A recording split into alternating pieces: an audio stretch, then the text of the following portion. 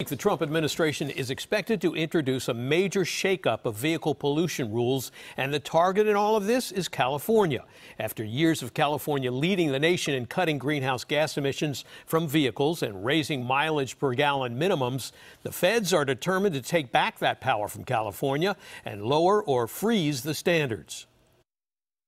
I'm going to lift the restrictions on American energy.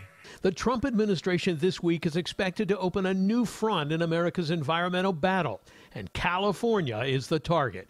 As former EPA Administrator Scott Pruitt declared back in March, the goal is to put California, whose environmental programs are copied by many other states, back in its place. California is not, the arbiter of these issues. They regulate GHG, these at the state level, but that shouldn't and can't dictate to the rest of the country what these levels are going to be. First reported by Bloomberg News, the new regs would also freeze federal per gallon mileage requirements for new vehicles sold, and the EPA would strip away California's power to restrict carbon emissions from vehicle tailpipes to reduce smog levels, especially in the LA area. Only consumers and people who breathe in America, which would be just about everybody, benefits from standards that require greater fuel efficiency and less pollution.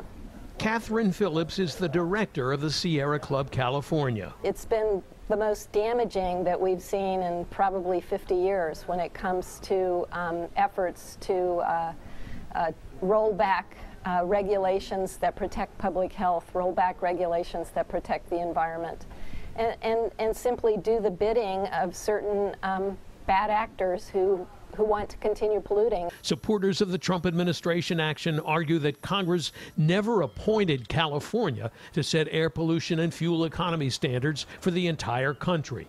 And some conservatives say they too want a healthy environment. Conservatives want clean air and clean water. It's about how to accomplish that. And so I think it's more about having sensible regulations that actually mitigate risk. Meanwhile, the auto industry is caught in the middle of all this. Their biggest fear is that the Trump administration action could ultimately create one standard for California and another for the rest of the country, complicating the process and raising costs for manufacturing the vehicles. Susie, back to you. Dave.